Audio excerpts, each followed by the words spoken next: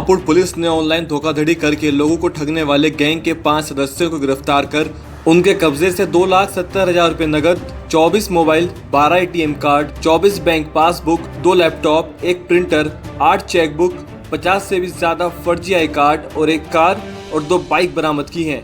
Police अधीक्षक संजीव सुमन ने बताया कि गैंग के सदस्यों ने करीब 150 बैंक खाते खोलकर लोगों को अपना शिकार बनाया है।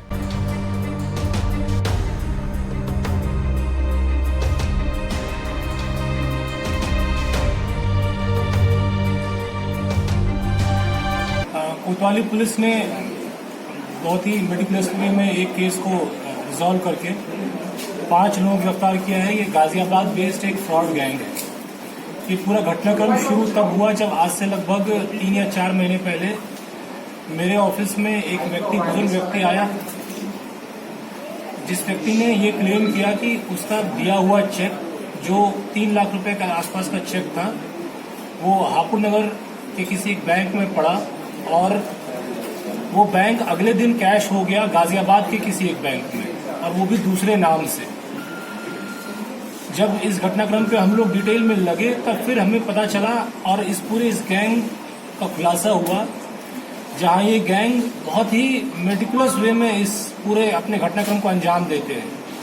सबसे पहले इस घटनाक्रम की शुरुआत होती है जहां पे एक व्यक्ति किसी नॉर्मल गरीब व्यक्ति का फर्जी बैंक अकाउंट बनाता है। फर्जी बैंक अकाउंट बनाने के लिए वो तहसील से फर्जी रिपोर्ट्स लगवाता है, फर्जी बिल्स जनरेट किए जाते हैं फर्जी तहसील से रिपोर्ट लगवाने के लिए। ये तहसील किसी भी कर्मचारी का इसमें मिलीभगत नहीं है।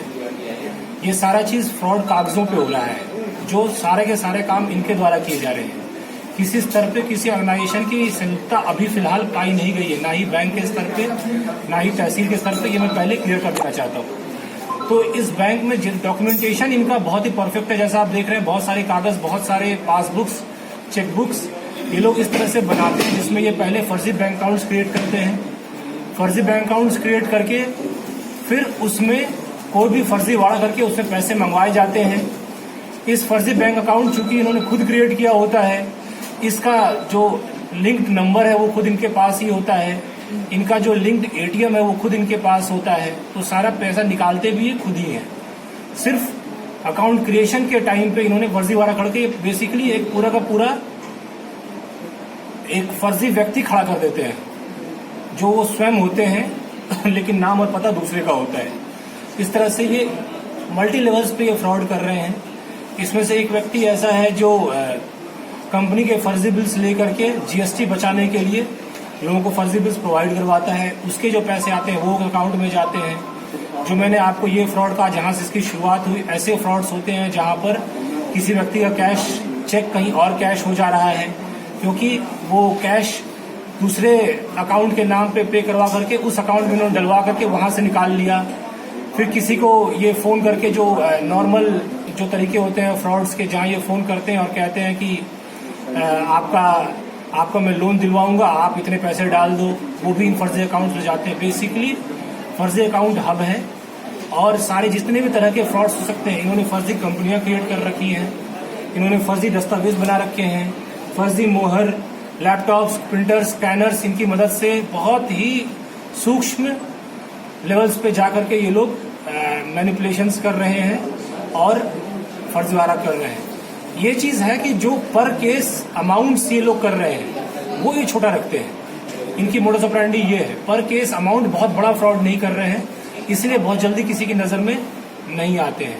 पर केस अमाउंट इनका बहुत मैक्सिमम अगर होता है कहीं तो 5,000, 7,000, 8,000, नहीं तो 1,500, 2,000, 3,000, छोटे छोटे फ्रॉड करके ये लोग, लेकिन वॉल्यूम्स हाई रखते हैं।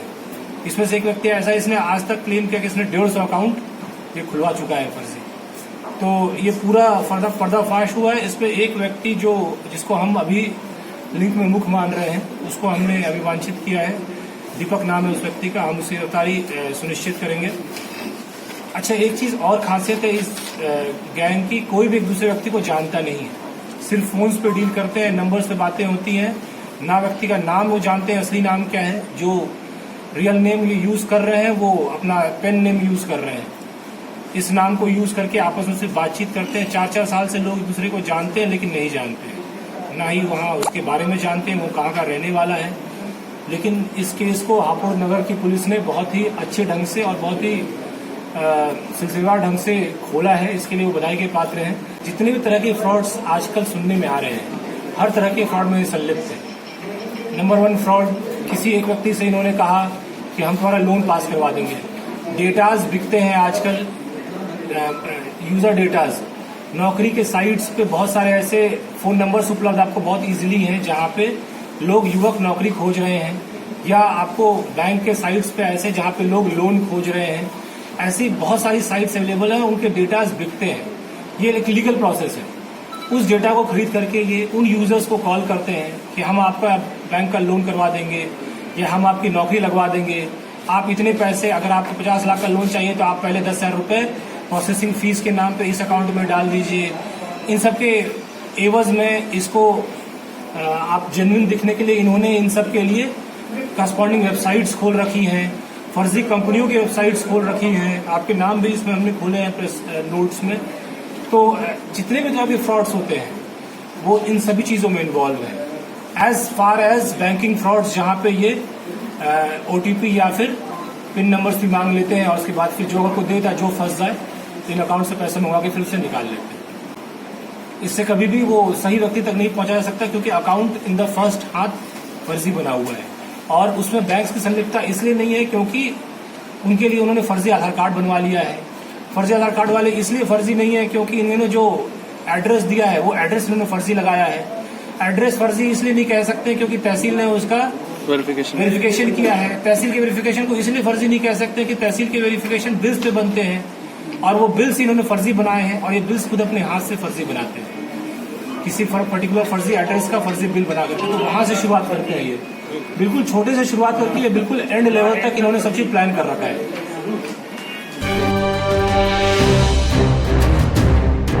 पुलिस ने बताया कि गाजियाबाद के थाने विजयनगर की डूडा कॉलोनी का धीरज उर्फ दीपक, मोहल्ला कोटगांव का राहुल, कैलाश नगर का विनय, प्रताप विहार का संदीप और सिद्धार्थ विहार का राहुल है, जबकि उनके 2 साथी दिनेश और विकास फरार हैं। ये गैंग साल 2016 से लोगों के साथ ठगी करने में लगा था। फिलहाल गैंग के सदस्यों द्वारा लोन दिलाने के नाम पर कंपनी क्रेडिट होम सॉल्यूशन संचालित की जा रही थी। फिलहाल पुलिस फरार आरोपी की तलाश में जुट गई है।